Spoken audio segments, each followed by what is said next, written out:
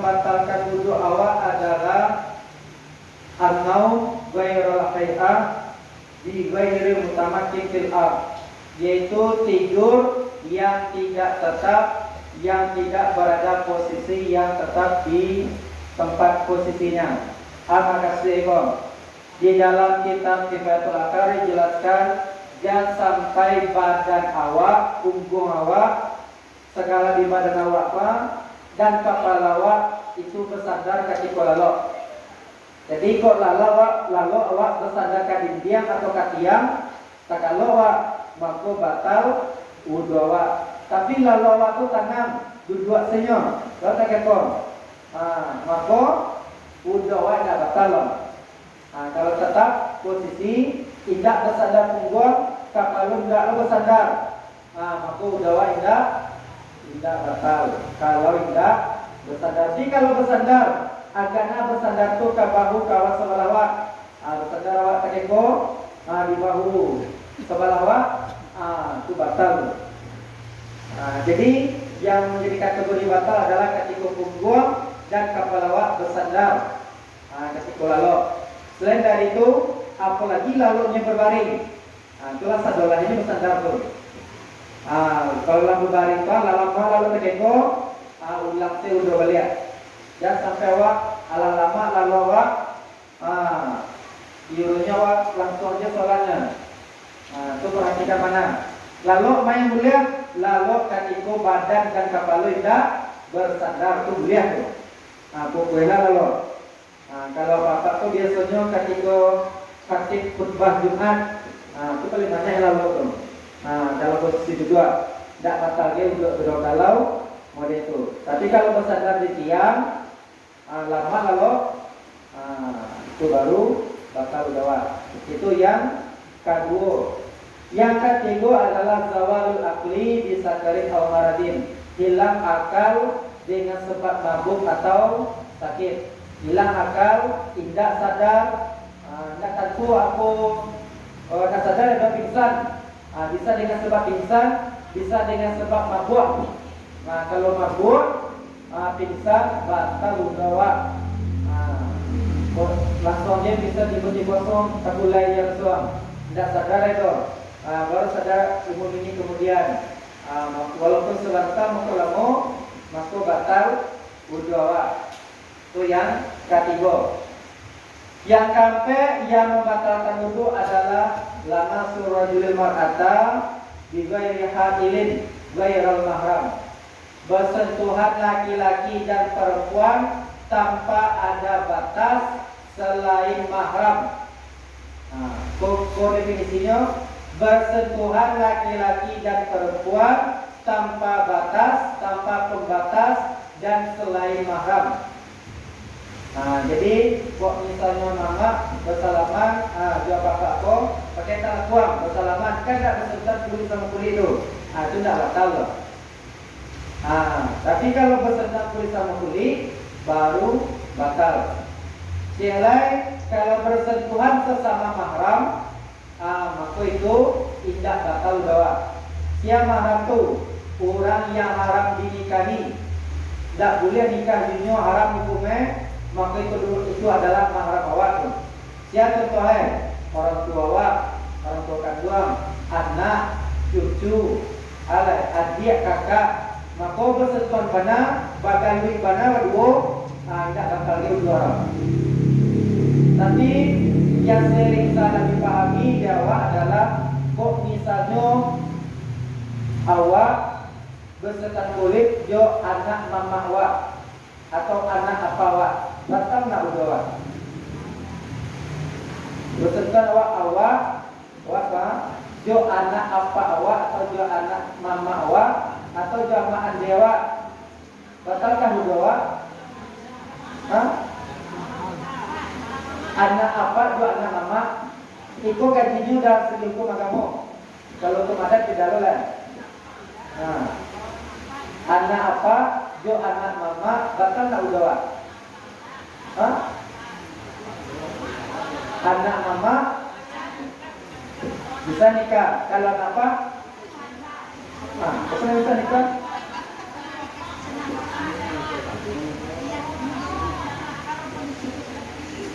Iya, awak tak tentunya mau paham. Nikah juga nampak uang, saya nampak uang kan? Nikah menjadi sah tu tak? Kalau kan sama kaki nak sahnya, jangan cuma orang boleh tak sah itu. Saya mau kaki bang, nikah juga nampak saya nampak kakak ayah atau adik ayah, adik ayah atau adik ayah atau kakak ayah. Kamu di sini tu Baik, yuk yang bersih, bang. Setelah kaki sama bersih berlawan jenis. Kalau sesama jenis tidak nambungnya salah dong. Apakah sama paipol kesukaan orang kalau tadi udah orang. Nyonya batal udah kalau berlawanan jenis. Kalau anak apa, anak ete, anak ande, anak mama itu udah awak batal. Kenapa? Dari segi hukum agama syariat itu halal hukumnya nikah dinyo. Tapi beda kalau nanti hubungan jodoh. Kalau jodoh itu beda lah. Kalau jodoh ete awak kan. Kalau dah muka agama sah nikah. Kalau istilahnya dalam hukum agama awak hubungan tali darah itu ibaratnya sebatang pohon. Sebatang pohon bang. Dahannya ada dahan. Yang dahannya langsung tu yang dahan itu yang tak boleh nikah. Anak dari dahan itu baru kalau dahan itu tak boleh nikah. Di bawah anaknya baru boleh nikah. Contohnya lebih konkretnya itu Ali bin Abi Thalib sama Fatimah. Ali bin Abi Thalib itu si ayahnya. Abu Talib paman Nabi. Nikah dua anak Nabi. Karena hubungan itu. Jadi di sahabat tersering itu anak apa atau anak dia itu dinikahan. Di masa-masa Nabi. Kalau dalam hukum agama itu sah hukumnya. Tapi berbeda nanti kalau dalam pergaulan masyarakat hukum adat. Tapi kaji ini boleh pasrayo. Pasrayo coba nak sebelum sholat yang namanya keluarga gadang itu berkumpul kan. Maka anak apa awak salaman atau anak mamawak sampai awak tidak batal udah wadah. Turunnya dalam hukum agama itu batal. Makanya hati-hati wak ketika sembahyang itu sebelum sembahyang perhatikan dulu. Dia siapa ini kau salaman. Kau salaman jo anak apa? Kalau apa kebenar salaman batal. Antanya bersih atau tete. Dia tete salaman tidak batal gitu. Tapi jo anak ete batal doa. Itu dalam hukum fikih. Ya kalau istilah di kampung dia mah. Kalau istilah di kampung kalau anak adik ayah itu kakak beradik kenamuan. Ini kok kan jawab dalam hukum fikih, dalam kitab fikih. Dalam kitab fikih itu disebutkan yang mahram, yang apa, ete, mande, itu baru mahram awak tu. Tak boleh nikah gitu.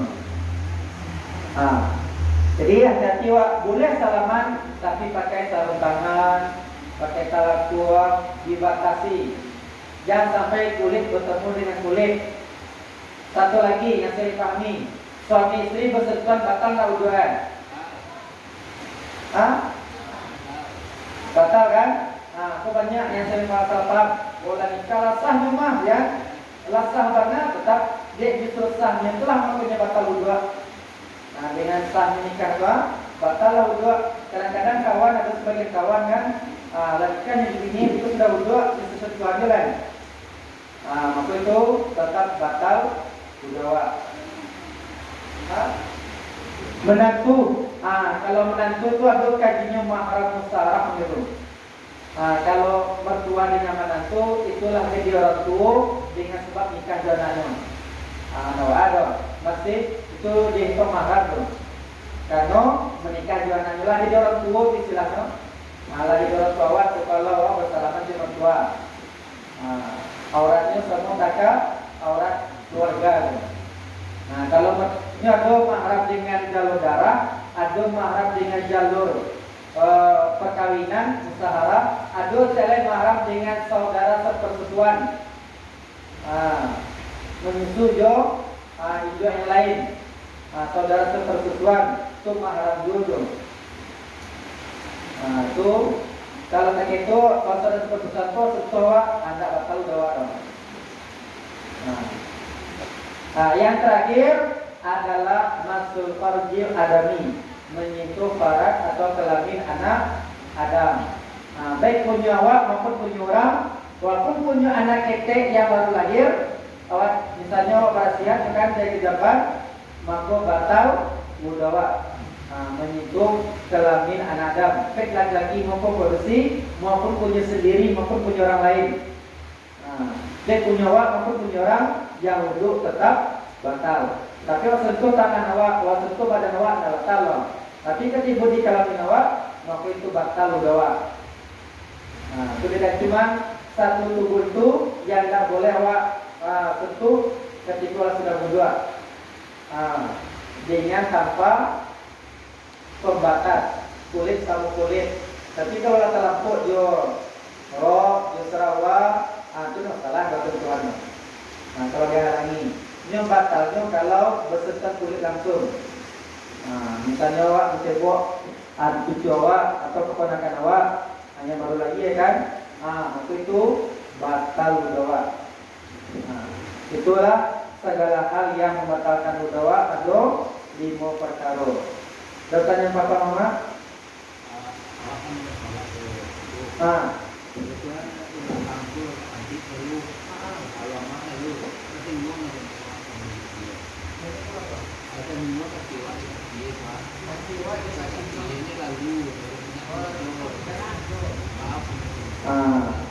Kalau dalam kitab Al-Qur'an disebutkan kalau lalu tertentu ada yang sengaja dan sengaja dong. Baik sengaja maupun sengaja, kaki sama kaki tetap batal wudu. Batal wudunya. Kadang-kadang kan ada sentuhan dan sengaja dan kaki wak. Batal wudu aja tak mau juga wudu balik. Kalau sedang sholat wak, sedang sholat, itu tak pasal juga yang sholat. Maksud berarti maksud kita nanti wudu, ulang sholat balik. Itu otomatis batal itu kalau bersentuhan kulit. Tapi kalau jalan awal masalah. Tapi kalau jalan rumah, ini lewat kan, kirunya kakinya tidak terlampau dong. Kecuali kok terlampau jongkok kaki, itu tidak batal dong. Tapi kalau tahu bukanya, sentuhan kaki sama kaki, tidak saling tidak kan, maka batal wudu awak. Kalau dalam masalah membatalkan wudu kok, tidak ada hukumnya sengaja dan sengaja. Seluruhnya sama. Baik sengaja mau pindah. Kan yang paling acuk mana yang batal wudu kan yang tak ketiwa. Kan tak sengaja ya waktu dong. Kalau dia tetap sengaja ya, segala hal yang wudu itu kebanyakan awak batal wudu dia karena tidak sengaja. Boleh? Boleh.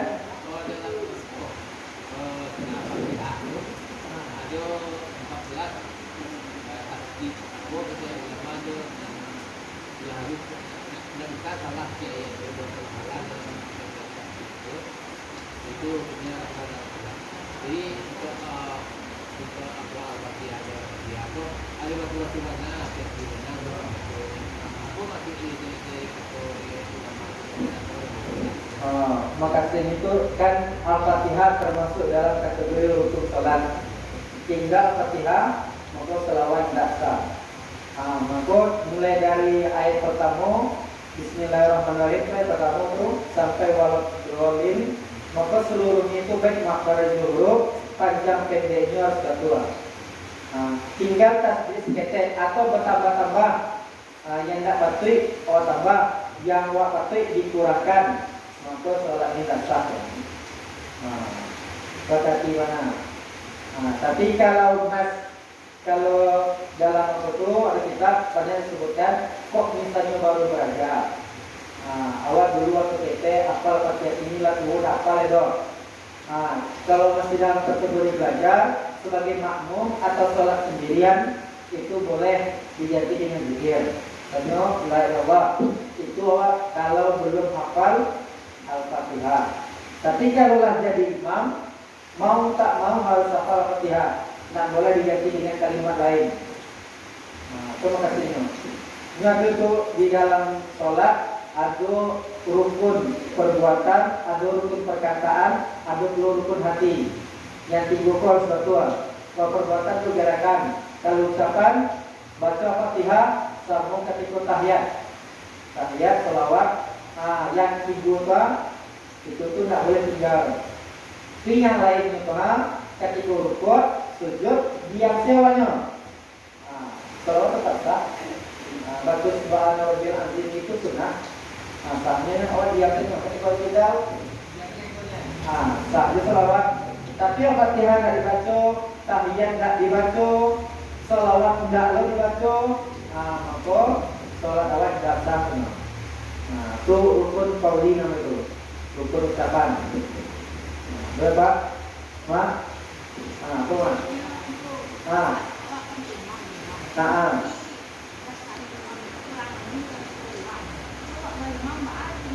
Kurang itu apa?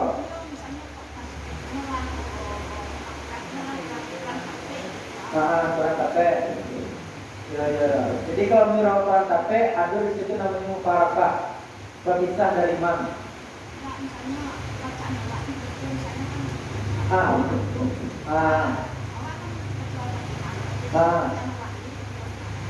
Nah, kalau masalahnya mak, kalau imam tidak sah Fatihahnya, maka keseluruhan makmum pun tidak sah kan?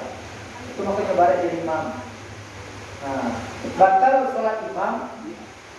Ini takwilnya, tadinya berarti makanya lainnya tidak sah kan? Imam kalau batal, ini mundur ke belakang. Yang belakang maju surang ke penggantian. Itu resiko di imam tuh. Ibaratnya kamu salah sih, maka keseluruhannya kan naik. Tapi makmum salah, dia nyesurannya kan naik. Yang lain tak masalah dong. Itu perbedaan imam dan makmum.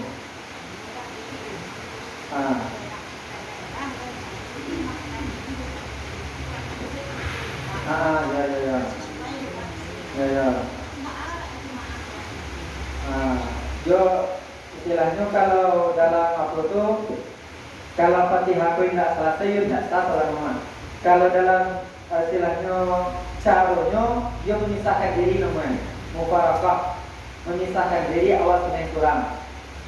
Misalnya kadang-kadang sering kok awak menganggap Al-Fatihah itu ayat pertama itu Bismillahirrahmanirrahim. Kadang ada mohon maaf awak berimam dengan orang dirujuk Bismillah dari bacanya loh.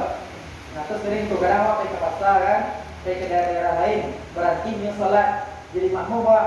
Inilah sholatnya Alhamdulillahirabbil alamin. Masa awak dari baca tidak orang dua kan? Tak baca Bismillah, tak bacanya tidak bang.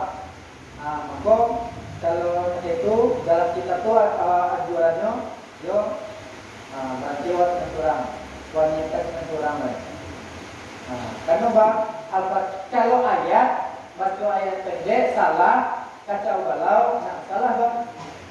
Misalnya dibacanya kuliah yang kafirun terus balik dengan lagu mata budun, lagu dua terus balik di mana orang teman-teman. Tidak masalah tu, tidak batal salah dong kalau ayat salah.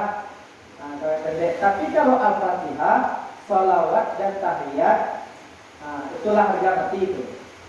Tidak boleh bermasalah. Mas? Tuh, kalau anjurannya, yo berpisah wak, dengan surang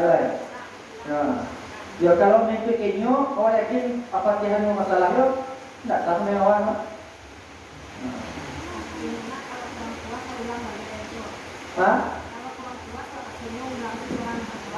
Kalau was-was orang ragu kan, tidak yakin maksudnya dong. Ini suara lain. Atau buat kawan kan, berdua di sini lain. Mau makmum imam, kawan makmum. Akan nanti jumpa lu jamaah itu.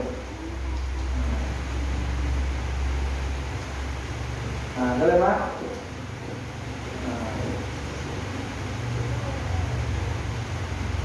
Boleh mak? Lewat. Mungkin kalau lalu itu, kita akhiri. Mohon maaf apabila ada masalah kata perbuatan dan mereka terus perhatian. Wallahualam. Assalamualaikum warahmatullahi wabarakatuh.